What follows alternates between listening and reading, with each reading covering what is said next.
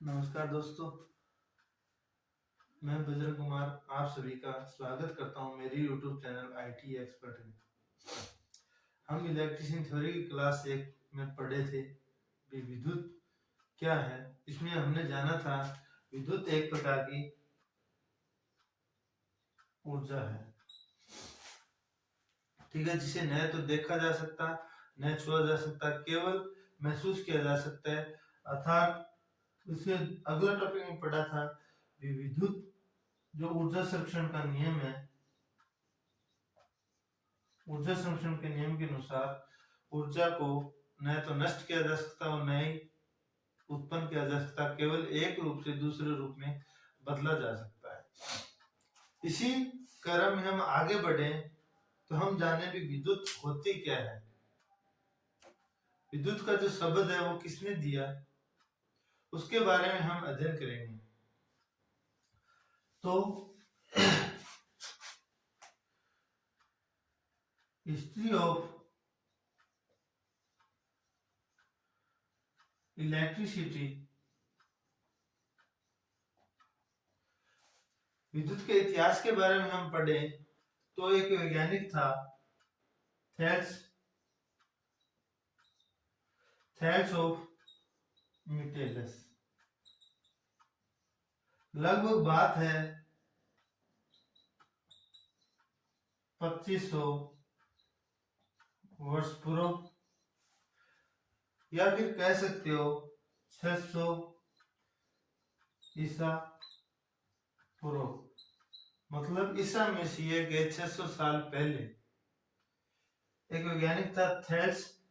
उसने क्या किया, दो पदार्थ लिए। कहा जाता है भी वो पदार्थ था, एक तो था कहरवा नामक पदार्थ की छड़, और दूसरा था रेशम का कपड़ा। अब थैल्स ने क्या किया, कहरवा नामक पदार्थ तथा रेशम के कपड़े को आपस में घर्षण किया, आपस में घर्षण करवाया। घर्षण करवाने के पश्चात इसने पाया कि जो कहरवा नामक पदार्थ थी उसके जो कागज के छोटे छोटे टुकड़े थे वो चिपकने लगे।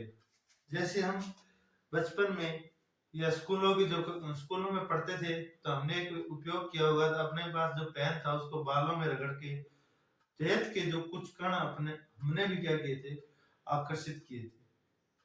तो यह बात आज से 2500 साल पहले किसने बताई, थैल्स ऑफ मिटेलस ने।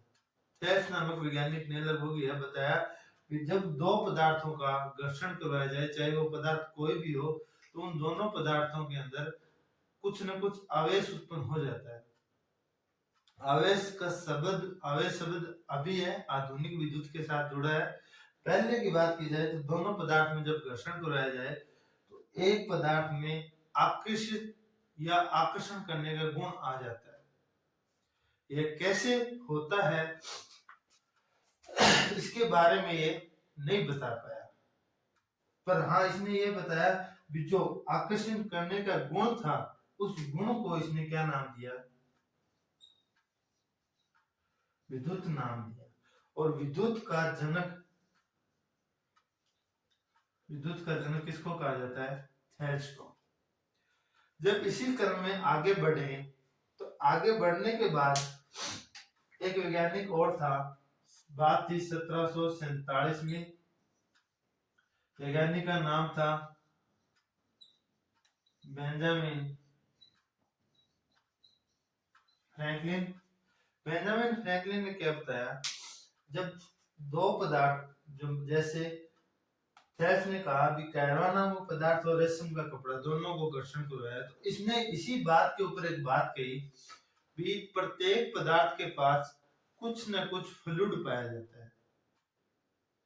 प्रत्येक पदार्थ के पास कुछ न कुछ फ्लूइड पाया जाता है, और वह फ्लूइड जब दोनों पदार्थों को आपस में घर्षण करवाया जाए तो एक पदार्थ पे फ्लूइड की अधिकता आ जाती है और दूसरे पदार्थ पे फ्लूइड की कमी आ जाती है। जैसे कहरवा नामक पदार्थ की जो छड़ थी उसको जब रेशम के कपड़े के साथ घर्षण करवाया गया तो जो फ्लूइड है रेशम के कपड़े से निकल के कैरवा नामक पदार्थ पे आ गया और कुछ फ्लूइड रेशम के कपड़े पे रह गया, अर्थात कैरवा नामक पदार्थ के पास आकर्षण करने की क्षमता अधिक आ गई। आज की बात करें तो कैरवा नामक पदार्थ के ऊपर क्या आ जाता है, आवेश आ जाता है। बेंजामिन फ्रैंकलिन ने इस आवेश को क्या नाम दिया था, फ्लूइड नाम दिया था। इससे आगे और बढ़े तो एक वैज्ञानिक था, बात की जाए 1759 में, तो यहाँ पे एक वैज्ञानिक था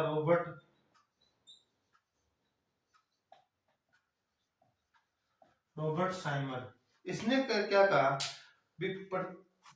सामान्य अवस्था के अंदर जब पदार्थ पड़े हैं, जैसे एक ये डस्टर और ये पेन है, इसके पास में फ्लूइड है न्यूट्रल अवस्था के अंदर, जब इन दोनों का घर्षण करवाया जाएगा तो ये एक दूसरे फ्लूइड को क्या करेंगे, आदान प्रदान करेंगे। एक पदार्थ में फ्लूइड की अधिकता आ जाएगी, उसे तो नाम दिया पॉजिटिव, और दूसरे पदार्थ पे फ्लूइड की कमी आ जाएगी, जिसे नाम दिया नेगेटिव।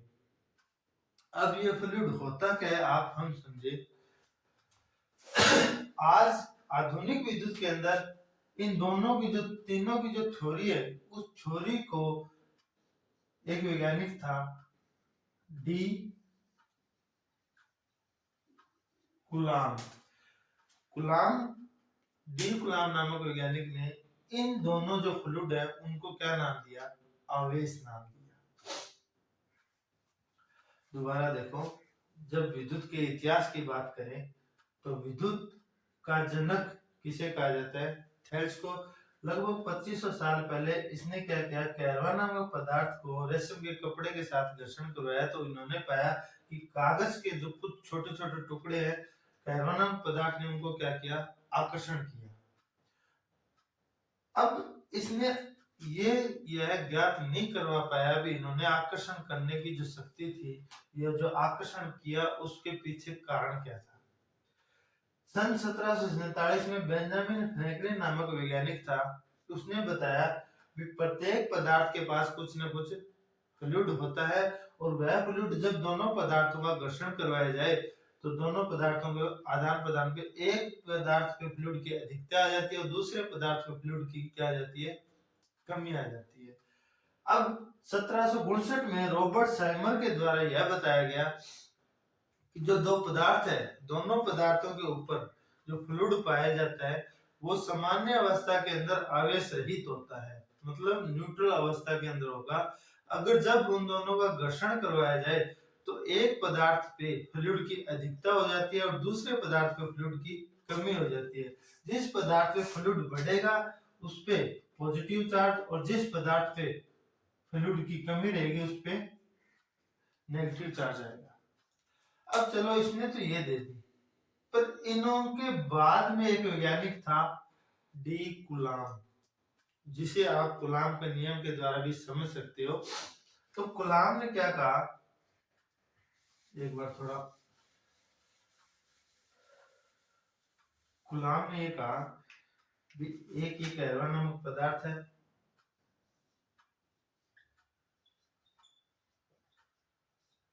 और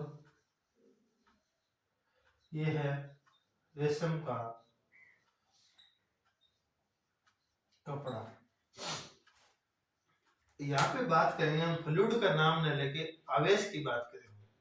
कुलाम का नियम है, कुलाम के नियम अनुसार आवेश दो प्रकार के होते हैं, एक तो पॉजिटिव और दूसरा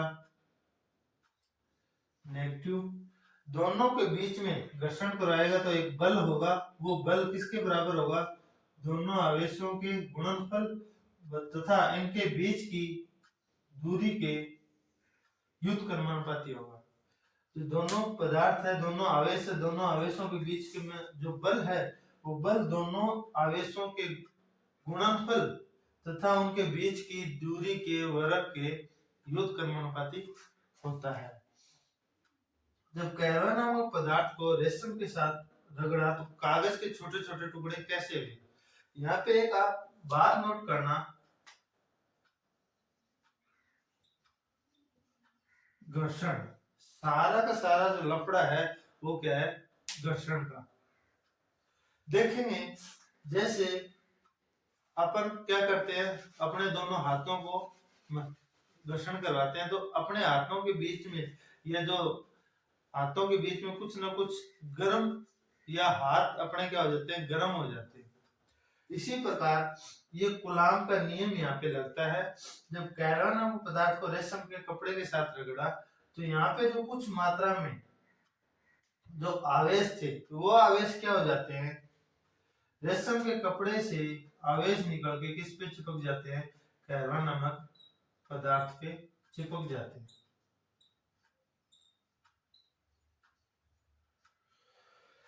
जब दोनों का घर्षण करवाया गया, दोनों के घर्षण के कारण जो रेशम के कपड़े में जो आवेश उत्पन्न हुआ, आवेश किस पदार्थ पे आ गया, कैरवा नामक पदार्थ पे आ गया। अब अपने पास जो कागज का टुकड़ा था, वो कागज का टुकड़ा पूरा, ये पूरा कागज का टुकड़ा, अब इसे अलग अलग भागों में विभाजित किया गया, मतलब छोटे छोटे टुकड़ों में क्या किया, बांटा गया। जब एक कागज को काटते हैं तो कागज के छोटे छोटे टुकड़े करते हैं, तो छोटे छोटे टुकड़े करने के दौरान क्या होता है, उनमें घर्षण उत्पन्न होता है, और घर्षण उत्पन्न होने के कारण जैसे छोटे छोटे टुकड़े हैं, ये समान मात्रा में न आके एक पे किसी पे पॉजिटिव, किसी पे नेगेटिव, किसी पे पॉजिटिव, किसी पे नेगेटिव, किसी पे पॉजिटिव, किसी नेगेटिव, ऐसे छोटे छोटे टुकड़े आवेश रहित हो जाते हैं। कोई टुकड़ा पॉजिटिव आवेश ग्रहण कर लेगा, कोई टुकड़ा नेगेटिव आवेश ग्रहण कर लेगा। जैसे ही हमने कैरवा नामक पदार्थ को रेशम के कपड़े के साथ रगड़ा, तो रगड़ने के पश्चात कैरवा नामक पदार्थ पे जो आवेश था, वो कौन सा था, पॉजिटिव आवेश।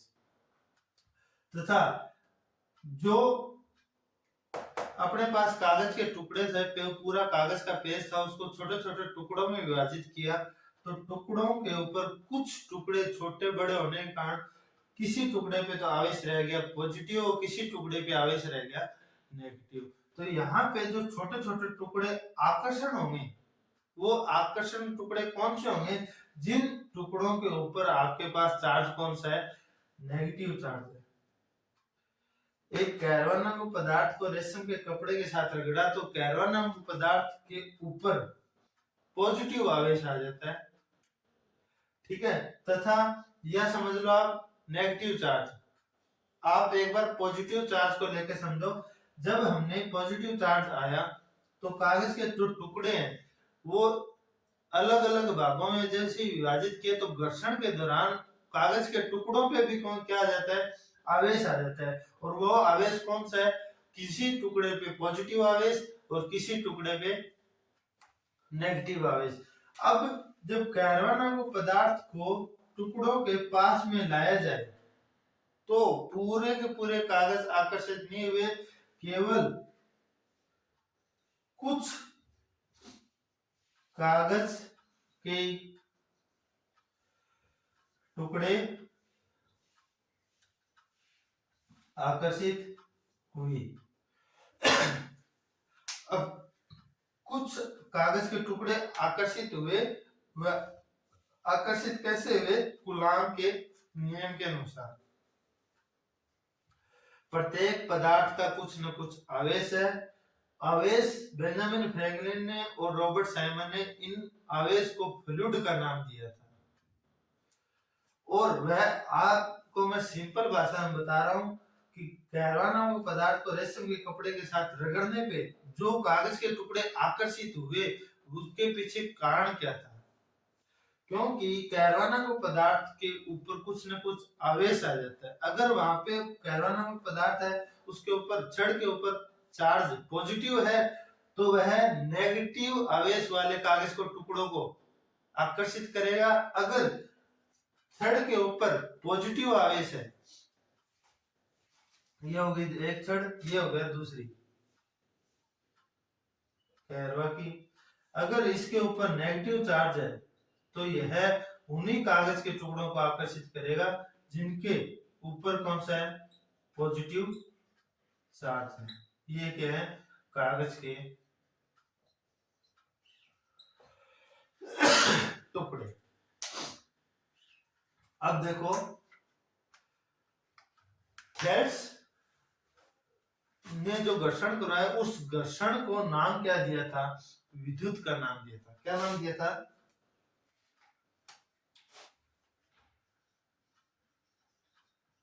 विद्युत नाम दिया था।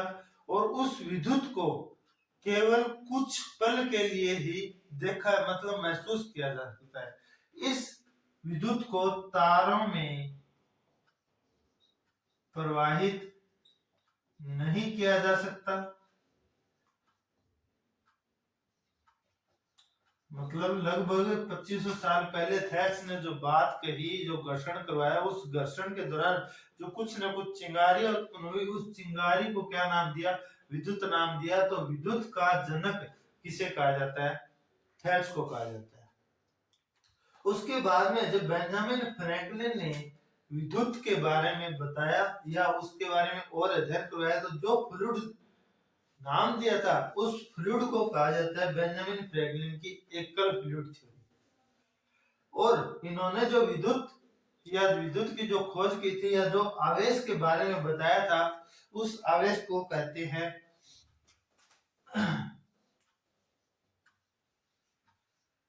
स्थिर विद्युत।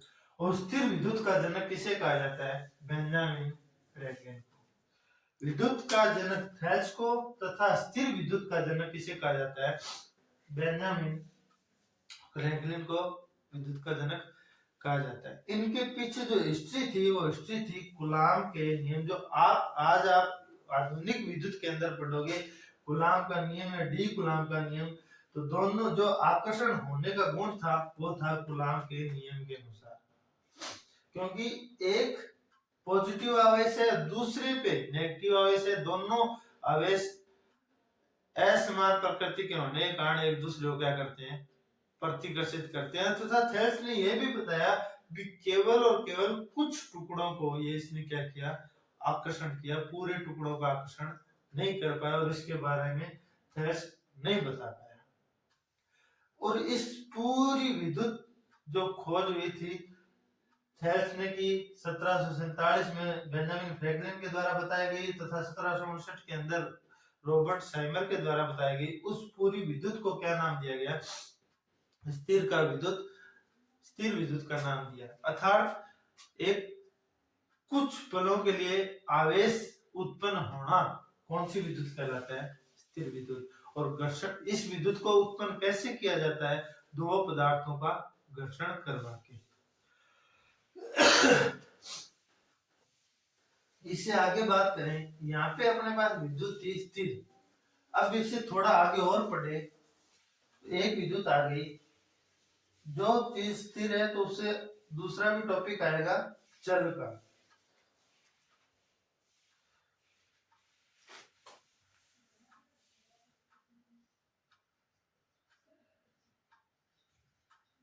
स्थिर विद्युत का जनक किसे कहा जाता है? बेंजामिन फ्रैंकलिन को। 1747 में इसने खोज की। अब दूसरी बात की जाए, चल विद्युत। तो चल विद्युत क्या है? चल विद्युत के जो जनक है वो जनक कौन है? वोल्टा नामक वैज्ञानिक है। इसने क्या किया? सन 1799 के अंदर ये क्या बनाया? सेल बनाया। यह सेल बनाया कैसे? रासायनिक अभिक्रियाओं द्वारा सेल का निर्माण किया। चल विद्युत के जनक वोल्टा, स्थिर विद्युत के जनक बेंजामिन फ्रैंकलिन। वोल्टा ने क्या किया? सन 1799 के अंदर एक रासायनिक अभिक्रियाओं के द्वारा सेल बनाया। और वह सेल के निर्माण के लिए इन्होंने जो जल का उपयोग किया गया वो था NaOH, सोडियम हाइड्रोक्साइड या फिर नमक युक्त जल।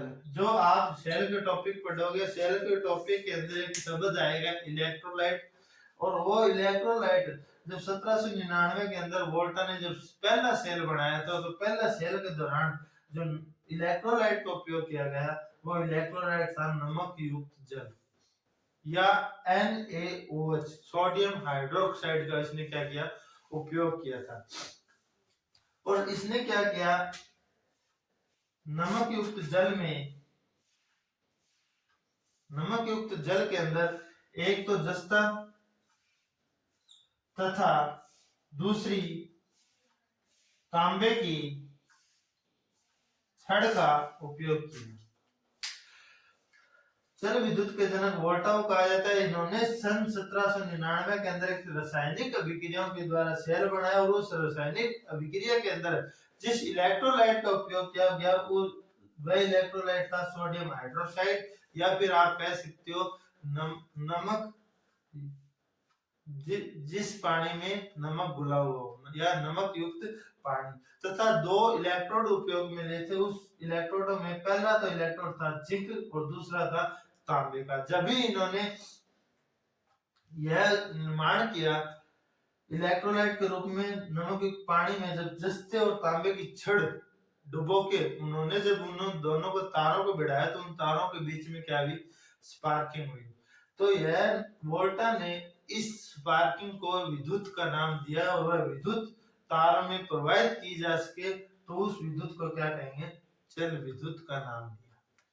दोबारा देखो, चल विद्युत का जनक वोल्टा है। वोल्टा ने सन 1799 के अंदर एक सेल बनाया। उस सेल में उन्होंने दो इलेक्ट्रोड लिए, एक इलेक्ट्रोड था जस्ते का, दूसरा था तांबे की छड़ के रूप में दोनों इलेक्ट्रोड थे, तथा इलेक्ट्रोलाइट के रूप में सोडियम हाइड्रोक्साइड या फिर नमक का पानी का उपयोग किया था। जैसे ही उन्होंने नमक के पानी में दोनों छड़ों को डुबोकर छड़ों को आपस में स्पर्श करवाया तो उन दोनों छड़ों के बीच में स्पार्किंग हुई और उस स्पार्किंग को इन्होंने कहा भी यह एक विद्युत है, बिजली और इसी बिजली को तारों में प्रवाहित कर सकते हैं, अर्थात जिस विद्युत को तारों में प्रवाहित की जा सके उसको कहेंगे चल विद्युत। इसके बाद में एक वैज्ञानिक आया 1831, यह बात थी सन 1799 की। उसके बाद में 1831 में एक वैज्ञानिक था माइकल फेराडे। माइकल फेराडे को जाना जाता है विद्युत चुंबकीय प्रेरण के सिद्धांत के अनुसार। इन्होंने क्या किया, विद्युत का एक चुंबकीय प्रेरण सिद्धांत दिया था और उस सिद्धांत के अनुसार विद्युत को उत्पन्न किया जा सकता है, या फिर आप समझ सकते हो माइकल फेराडे ने एक स्टार्टिंग में जो शोध की थी या खोज की थी, तो खोज के दौरान इन्होंने एक डायनेमो या एक जनरेटर का आविष्कार किया था और उस आविष्कार के दौरान इन्होंने पाया विद्युत को खोजना या विद्युत बनाना। तो इन्होंने क्या किया, डायनेमो के अंदर दो चुंबक थी, दो चुंबक के बीच में ये जो चुंबकीय बल रेखा होती है, उन चुंबकीय बल रेखाओं के बीच में इन्होंने चालक को क्या करवाया, गतिमान करवाया। तो कहा जाता है चुंबकीय बल रेखाओं का छेदन करवा के इन्होंने माइकल फेराडे ने विद्युत का आविष्कार किया था या विद्युत को उत्पन्न करने का जो तरीका था। तो इन्होंने स्थायी या चुंबक है चुंबकीय बल रेखाओं के बीच में चालक को गतिमान करवाया तथा चुंबकीय बल रेखाओं का छेदन करके विद्युत का निर्माण किया था माइकल फेराडे ने। और सबसे पहला ट्रांसफार्मर बनाया था वो भी किसने बनाया, माइकल फेराडे ने। वोल्टा जाना जाता है एक सेल के निर्माण में तथा माइकल फेराडे जाना जाता है एक डायनेमो के निर्माण में। सेल तथा डायनेमो दोनों से ही चल विद्युत का निर्माण किया जाता है, पर चल विद्युत का जनक सबसे पहले वोल्टा ने इसके बारे में बताया। तो चल विद्युत का जनक किसे कहा जाता है, वोल्टा को। माइकल फेराडे ने क्या किया,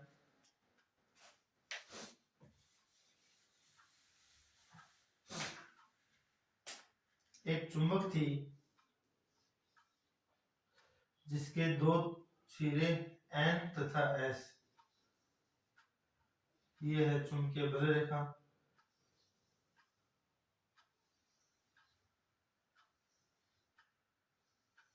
और चुंबकीय बल रेखा होती है उत्तरी ध्रुव से दक्षिणी ध्रुव।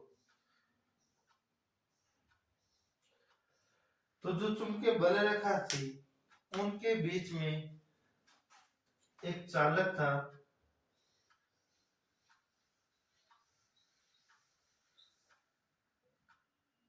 ए सिरा और बी सिरा। इन दोनों चुंबकीय बल रेखाओं के जो बल था उनमें चालक को क्या किया, गतिमान करवाया, जिसके कारण जो चुंबक की जो बल रेखा है या जो चुंबकीय क्षेत्र दर्शाती है वो चुंबकीय बल रेखाओं का क्या करवाया, छेदन करवाया। उन छेदन करवा के इन्होंने क्या किया, एक विद्युत का निर्माण किया। कब की बात है, ये सन 1831 में। सबसे पहला ट्रांसफार्मर बनाया था वही किसने बनाया, माइकल फैराडे के द्वारा बनाया गया। और यह जो स्थायी चुंबक और ये चालक है, ये दोनों उपयोग किसमें किए, डायनेमो का आविष्कार के दौरान बताया। और इन्होंने जो खोज की थी वो विद्युत की खोज की, वो विद्युत थी एसी विद्युत। मतलब आगे हम पढ़ेंगे प्रत्यावर्ती